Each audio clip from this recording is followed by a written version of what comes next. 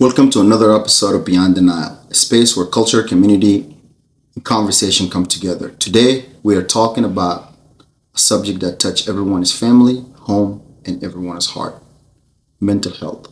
And while we're at it, we will acknowledge June is a main mental health month. And our special guest today is Beatrice. Thank you for having me. And happy Men's Mental Health Awareness Month. So thank you for inviting me to have this conversation. Thank you. So, introduce yourself to your audience and a little bit about your background, what you do, and state where you're from and how long have you been in this field. I have been in mental health field in general since 2013, but I am provisionally licensed for it's going to 3 years now. I practice, so I have two different licenses, provisional mental health provider license, and then also provisional medical social work, clinical social work. Okay. So I think it depending on You work the for day. the state? I do work for. Okay. Not sure if I want to share that, but yes, I do work for the Department of Veterans Affairs. Okay. And I also I'm a part of a private practice where I get to see clients on weekends providing therapy. What are some advice that you can give our audience about mental health and how can we define mental health in our community? How can we define mental health? Not much of an advice, but I think it's important for us to be able to have an understanding of how we view mental health in our community. When you have conversation about when the word mental health comes in, what was the first thing that maybe our parents would think of what that means to them versus what it means to us. Our parents have this idea of when we're thinking of mental health is mental illness, right? Yeah. So where it has negative stigma to it. Yeah. Zolda Magnun, or Zolda Gamil, Mukhadarat, exactly. And things like that. So maybe even ungrateful. Yeah. Jibno America or Hasi is going crazy. Yeah. Instead of taking good opportunity. However, the stress that our environment put in us, like being a young 25 to 35, the things we have to deal with in America, it's not anywhere compared to the things that our parents grew up in Sudan. They have less stress, and if they do have more stress, that's something we're not aware of. But there's so much pressure and stress in America that we have to deal with as young people, and sometimes our getaway is what? Drugs. Does drug consider a gateway for mental health? No, I think drugs could be a way of how others who struggle with mental health can use it as a coping mechanism. Coping mechanism, okay. So it's not a gateway. No, it depends on how people use it because they have drugs are being looked at as, for me, that's a negative way to cope with stress, right? So if we're talking about stress, we're talking about anxiety or depression. It's just depending on when you wake up that day, what choices are you making? How you wanted to process those emotions? How do you want to deal with that? And sometimes some people don't have the safe space or someone that they wanted to talk to be able to they can talk with, and then it's easier to just numb their pain. So I think drugs open a door for people to numb their pain without having conversation about it. What are some common misunderstandings about mental health in the Sudanese or African community?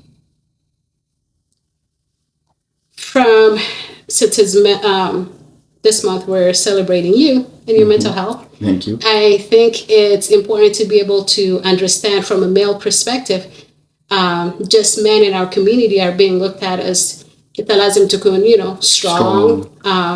That if you are struggling, it's being looked at as a sign of weakness. And also just because our parents have this different experience, that does not discredit that they have not experienced mental health. I think their time, their experience might look different, but I think the struggle is still the same struggle. How we tend to cope with it today is just different than how they cope with it.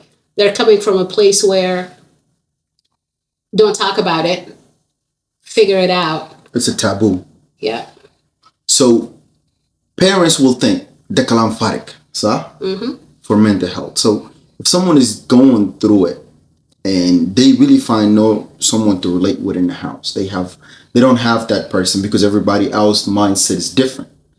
And the person grew up in here and they have it, but they don't know how to cope with it or how to communicate to someone in the house about it. What advice or what, guidance can you give the parents in the house and the person is dealing with it? I also wanted to make sure that I have clear in terms of when we're just saying mental health, there's a lot of things that under that umbrella, right? Yeah. So when we're thinking about mental health, for specifically, I think I'm getting the sense that you're focusing more in terms of what depression looks like or what anxiety looks like. But then you also have things that are persistent, severe persistent mental health illnesses, which those fall under the umbrella when someone is having psychotic breakdown. So I think our parents have this view of that as mental health, but not viewing just our everyday struggling challenges, how that can contribute to long-term challenges that can also... So I want to give you an example of a situation that actually happened. Okay. A young man who is going through a lot in his life, like a lot. And he's between the age of 20 and 25. And he started writing a lot of notes that to a normal person. And sometimes when we talk about normal itself changes from people, from person to person. So we start writing a lot of notes to someone else seems crazy. And then he went in and he's been neglected for so long to the point that he started threatening kids that he will kill them. So how can we help that person? Because people was like, give him some time. He's going to be okay. He's just acting up. But other people who know him, he's been going through a lot. But the help to give him, our community doesn't really acknowledge that person need the help. So how can we make sure this case is dealt with right now? This case still exists, by the way. And how can we advise the older people that dealt with that person? Because in his case, they end up calling the police. But he was only held in for one day and he was being released the next day. And again, that did not help at all. So what guidance can people get to be able to deal with this kind of things? I think each situation is unique. So if you are seeing someone who's struggling, like for example, you said he was doing a lot of writing, right? Yeah, that we discovered later. Is a lot of writing, or is it more in terms of like, I don't want to be here type of writing? Or is it like, this is what I'm hearing in my head? Yeah, that second one. Okay. So I think when we're talking about someone sitting down and having writing down what it's happening up here, this is more a conversation in terms of this is maybe someone who is struggling with that looks like bipolar. That could be like, it falls under the umbrella of the severe persistent mental health illness, because sometimes it doesn't just look. And then a lot of people don't really know that with those diagnoses, sometimes it starts showing up in your early 20s. So you could have like a very normal life in high school. That's why parents have hard time understanding, or like, Zola makan kwais, like, why has it been new? Because they're still stuck into the ways where this is how we've known him when he was growing up. Ukan kwais, ukan normal. We don't understand what's happening. But some of those things are also the biological part of it, right? So you get to your 20s, things start changing for you. True. And sometimes that looks like you might be hearing voices, or you might be... So what guidance can that person get? What guidance can his peers could have done that could have helped him? Or what does he... obviously he doesn't know what he needs to do. He thinks he's got, and he doesn't need help. But from a professional perspective of someone who... I think starts at home. I think when you are struggling like that and your family tells you that they don't have the safe space for you to even tell them this is what's going on, you don't feel like you want to share, right? That's why that person might go into like, this is my safe way of, I'm just going to write it down, because nobody's going to understand what I'm trying to tell them or explain to them, because yeah.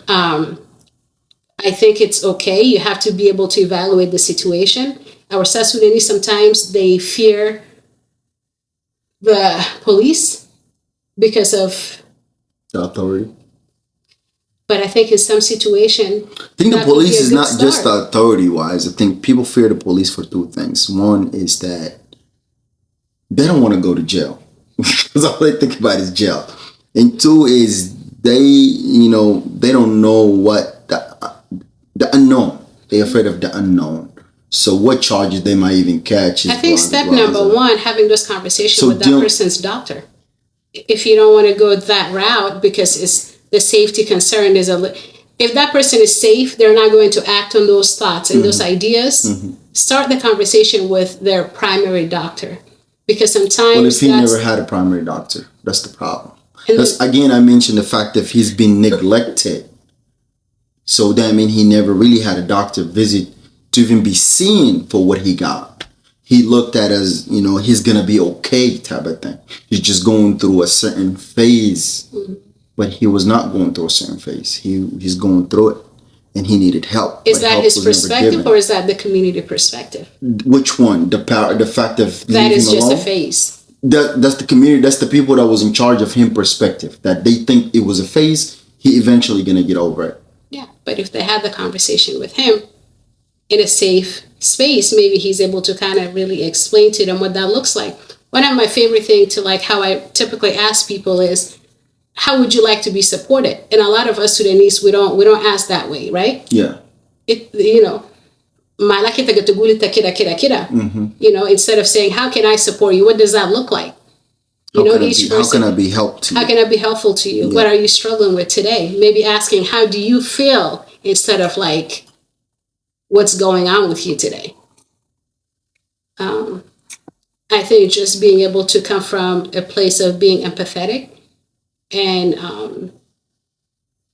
would you say that culture expectation or silence make it harder to recognize mental health issues in our community?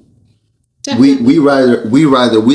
We people with a culture that we rather hide that you have an issue from the world than actually acknowledging you have an issue and try to get you help. So as Sudanese community or African community or any immigrant community, so our image matter a lot more than seeking help for the person that needs the help. How can we break that barrier and stop trying to protect our image and actually find the person the help is needed, because we could have saved them earlier than we're too busy protecting our image and saying, no, don't worry about it, it's fine, or hide him from the world until he actually turn into something else that they cannot control, because it happens with other people. I think we have the assumption that we're hiding it, but how long can you hide it? It's still going to be what it is. But I think it's important for us to just kind of acknowledge that, hey, somebody's struggling. It's okay for us to talk about it. If somebody have Jenna Bethau struggling with this, it's okay to understand this is from a medical perspective. Maybe this is a medical issue, not just because Jenna de best guide for your room or don't want to talk to people. I'm in bed. Do you gauge if you bed? Like sometimes it shows up in a lot of ways. True. Those are parents saying that my filanda best go to your room. So instead of saying, hey, maybe that person is really sitting in their room because they struggle with anxiety. They don't like to be around other people. What is a different way that you witness people latch who have a mental health, but they haven't came out or they haven't really approached someone to speak to about it? What is a different way that you think they could latch this way or that way? We spoke about drugs. Some people might do drugs to cope up with it, even though it's a negative way of dealing with it. Is there another behavior that could be watched out for, in case a behavior that's pattern, that's connected to your being in this field for so long, that if you witness this behavior, you should look into that person? I think isolation is a big one, because if someone is isolating and don't have the safe space, I think it's important to be able to have conversation with that person. you know how sometimes when you spend a lot of time with you're in your head and not really having a third party, sometimes that can take you to a lot of dangerous places. So I think by being alone with your head for so long. Yeah. I think being able to just get the person out and have conversation with that person. Like, hey, for example, parents that have kids at home, right?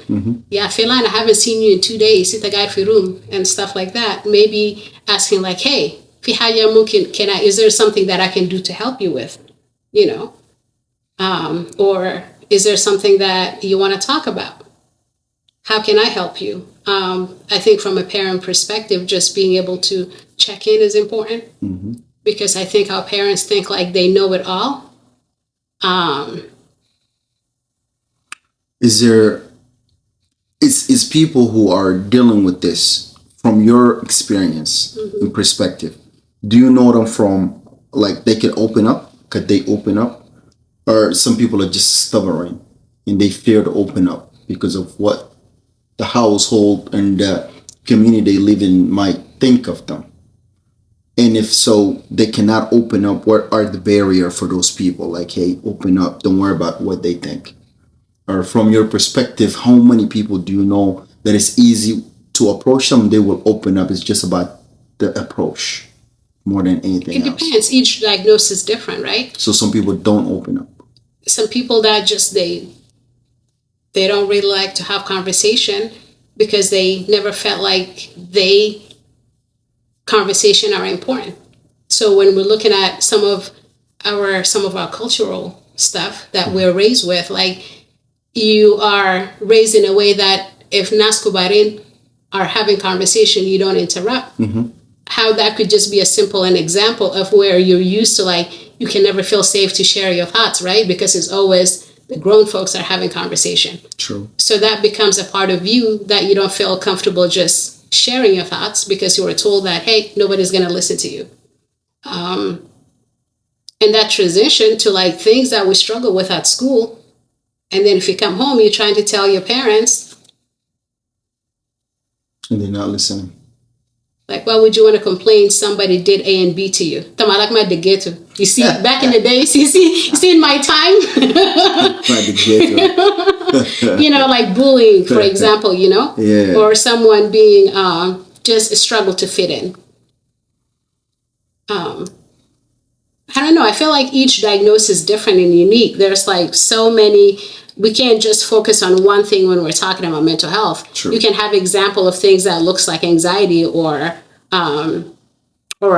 someone who's on a spectrum that might look different, right? And someone who just really full blown having drug-induced psychosis.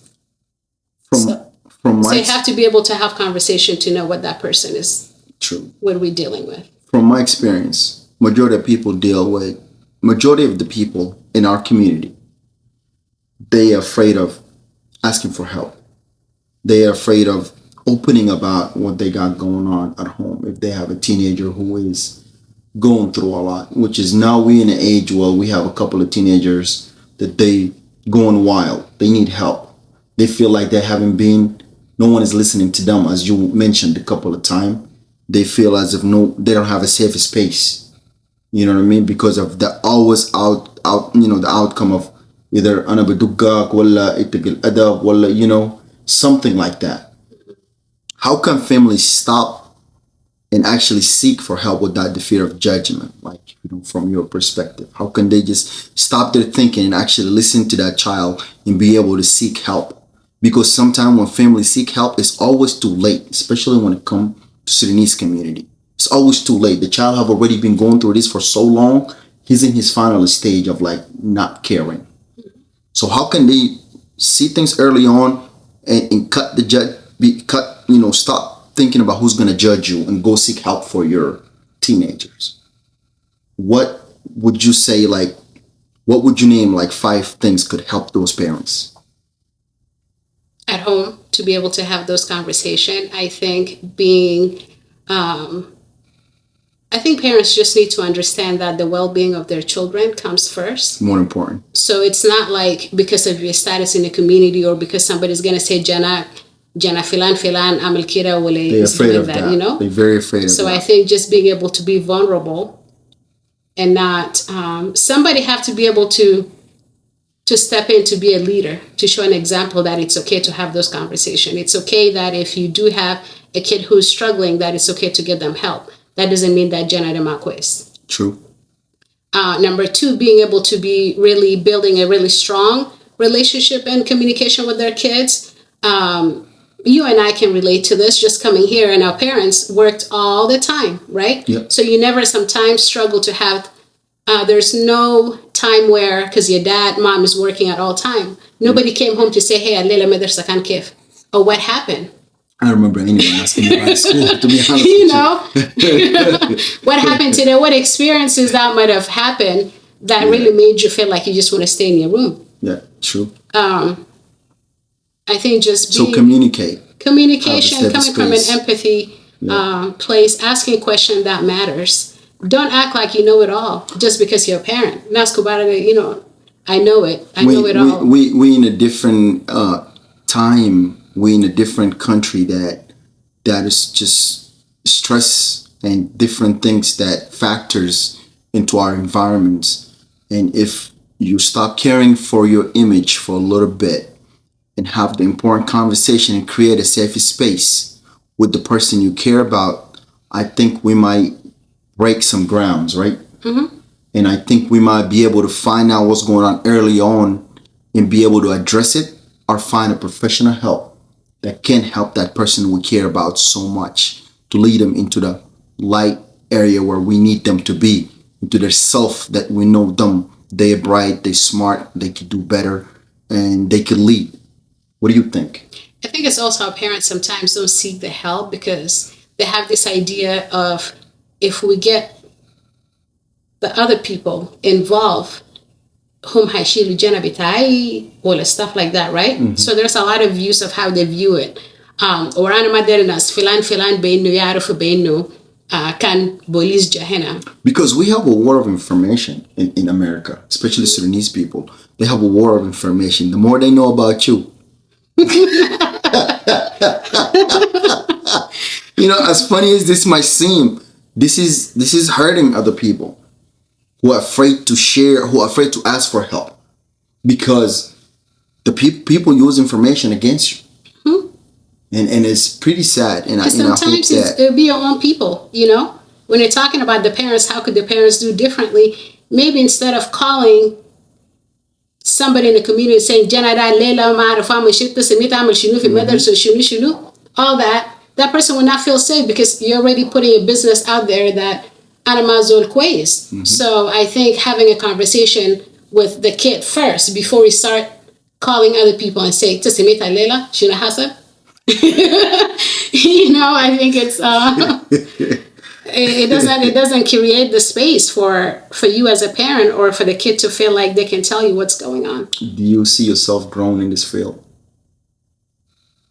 Like as you continue to do what I'm doing. Do what you do. I enjoy what I do for a lot of reasons. I think it's because it's important for me to be able to be a safe space for. Do you see yourself being an asset to a community in the future? I am an asset already. I am sure. Are you involved in some program with the communities? I'm not really sure about that. No, I was in the past, but I think as you continue to grow in your career, I think time becomes limited because there's a lot of things and that's what I mean about growth. I'm saying like basically within, I don't know, 5 to 10 years, do you see yourself having enough time where you can be a guidance in your community? Yeah, I mean some of the goals and things that personally that I'm working on behind the scene, I think will get us there eventually. That's good. And what would you say to people who go to school, learn something, and they not giving back to the community?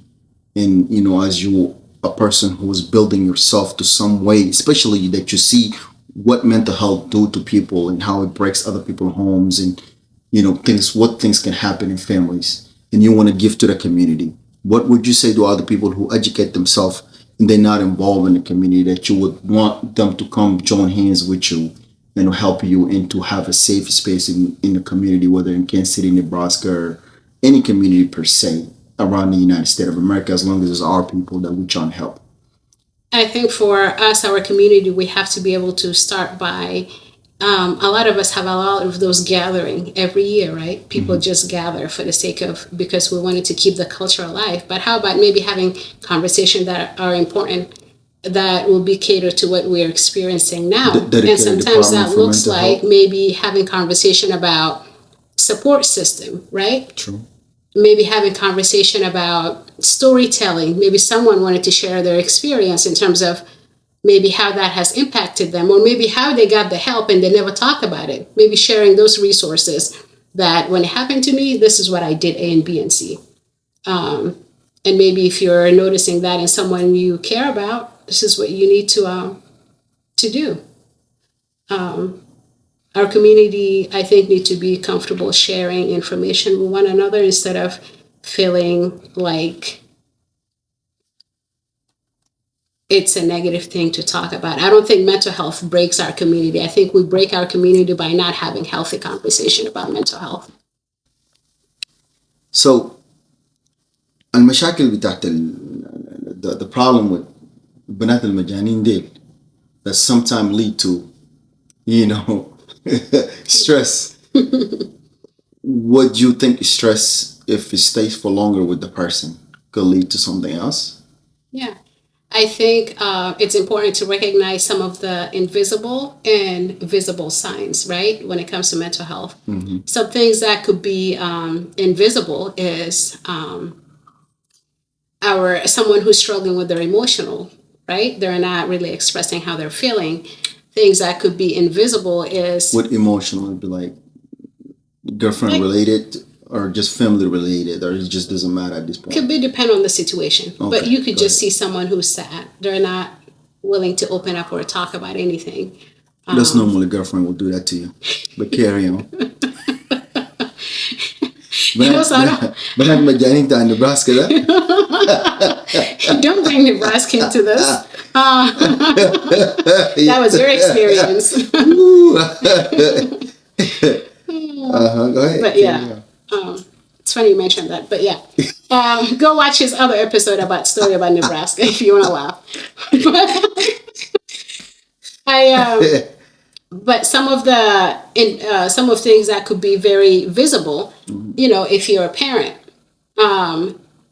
if you're noticing that your kid's grades is declining, right? Maybe your kid is not able to doesn't sleep well or doesn't sleep at all, maybe staying up late, right? Those are physical, visible things that you're able to kind of keep in mind and track. The lack of sleeping, the grades declining. Some of the things that could be invisible is some people can be very overachiever or hyperactive, just always working. And everybody's like, Zole, shagal all the time, and Zole, accomplish all this, when you're looking at people who accomplish or went to school a lot, right? Which could be a good thing or could also not be. You have to understand the reason why. Are they doing that to be able to numb some of the pain or being able to numb some of the things that they don't want to understand, they don't want to express, or is it more of because they're doing it because they actually wanted to do it? I think sometimes we find ourselves just keeping ourselves busy because we don't want to deal with what's going up here. But it's very important for us to be able to take care of our mental health and what goes up in our brain. If I'm busy up here, I normally just go to sleep. I take a cold shower and go to sleep. But that's the thing, though, because if you're bleeding here, it's not visible. Nobody knows. Yeah, but like my go-to move. If I'm stressed, we're talking about stress only. Nothing, over that. Which is, I have a lot of things that can give me stress, and don't get me started on them. Nebraska is one of them. No, actually. Let me tell you something. The things that I have, Nebraska is not even close to it. That's good. Take us off the radar. Yeah, that's the devil. But like a cold shower, and then I don't like stress. I go straight to sleep. I don't like anything keeping my mind occupied because I know with the stress, changes the chemical in your body, and with that, the longer you keep doing it, you start having health issues. So I want to stay young. I don't want to deal with health issues. I don't hate someone putting me through stress. If I feel like you are a negative energy to me, I'm out. So when you go to sleep, does that problem disappear? Yeah, yeah. Girl. When you wake up, it's gone? Yeah. Okay. I mean, the problem don't disappear, but my way of thinking about the problem, Yeah, that's healthy way to put it. have dropped down. It's not like, you know what I mean? It's not like I'm not getting that constant thinking while I lose sleep. Some people lose sleep. Some people can't go to sleep. And I realized that I'm not about to lose my health for somebody. You're not about to age real quick. Yeah, I'm not doing that. You know, I'm too good looking, you know, but not the least I'm a Johnny, you know what I'm saying? I'm not going to do that for them. I'm just not. I'm going to stay young, forever 21, baby. So, All right, stay young. and I do care about my mental health. You know, now that it's June, now I'm a June 3rd, I'm a Gemini. You know, I did not know June is the mental health for me awareness. So everybody stay healthy out there, man. In the cuckoo, you should, cold shower. Cold shower will do. Besides the advice from the professional right here, I don't got no license to work on that field, but I feel like cold shower did it for me. Cold shower. Some good sleep, like go to sleep early. I think resting is important. Yeah, which is resting essentially for me. Yeah. Yeah. What would you leave my audience with so that they can remember to how could they take care of their, since it's just men, since it's a man mental health awareness, what would you leave them with to take care of themselves as this month go in and as the year move on? I think especially for the males who are watching this episode, that you are probably conditioned to view mental health and cope with a lot of stressful life situation differently. You're being told that you have to stay strong. You're being told that is a sign of weakness if you cry when you're struggling. You're being told a lot of things, right? So it's okay for you to be able to feel your emotions. That's one. It's okay for you to be able to find someone that you can feel safe to have this conversation with. And don't listen to this guy who said the word, what? Majanin and all, some of those words that I don't agree with. I think it looks different for each person. For you, might look like you really struggle to make it to work some days. True. Maybe you're calling in a lot on some days. Yeah. So maybe having someone that can keep you accountable and checking in with you, having a support system, and be the voice, be the one to actually bring the conversation to the table for people to feel like it's okay if a man says, you know what, today, Ajik, it's really a tough day and I'm really struggling up here. So it's okay for you to be able to start that conversation so other people can follow and feel safe to be able to say that they're struggling too. So you don't have to walk alone. Yeah. To all the kings out there, this is for you. Take care of your health, take care of yourself, and get well rest. Thank you for tuning in. And seek professional help. It's very important. If it's needed.